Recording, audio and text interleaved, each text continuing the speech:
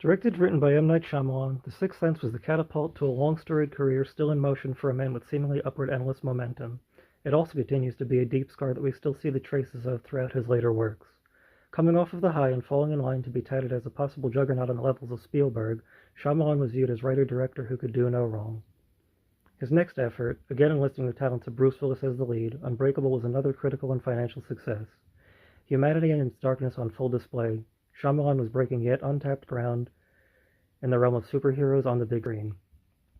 Wanting the origin story of David Dunn to feel like a comic book was fully intentional, from angling shots to mimic comic panels, striking but subtle visuals, and writing motifs to accentuate the inner worlds of both Willis's Dunn and Samuel L. Jackson's ever-smoldering, physically fragile villain, Elijah Price.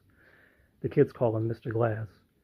Further framing and even simple color theory highlight Shyamalan's eye for detail, surrounding Dunn in green, Glass in purple, complementary colors feeding into a perfect loop that mirrors faded bond shared between these men struggling with forces beyond their scope of understanding.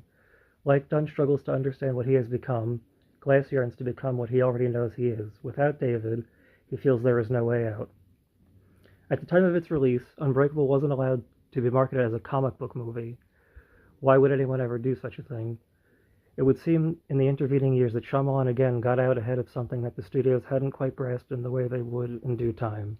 Despite this, it would still appear that one could expect Shyamalan to deliver, and here again we see a gentle twist, a word that would and still does bubble up with each new Shyamalan release. Being pigeonholed is no one's dream. Consistently providing engaging and imaginative stories to present on screen is a tough order, with an ever-changing and growing audience and as a creative. Bringing what you love and are proud of to the table is no small feat.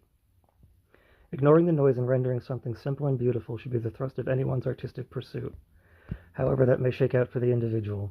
Here is where Shyamalan shines and is hindered in one fell swoop. I talk about these two initial attention-getting projects specifically because we are seeing here the groundwork laid for a pattern consciousness set in moviegoers. Surely not everyone who engages with the director's work follows this train of thought, but the broader public had latched onto something. That something comes with an air of expectation, an undercurrent rumble that gets dragged out any time a Shyamalan project is in the works, and especially upon new releases. What are your thoughts on Shyamalan? Do these issues still ring true? Let me know in the comments.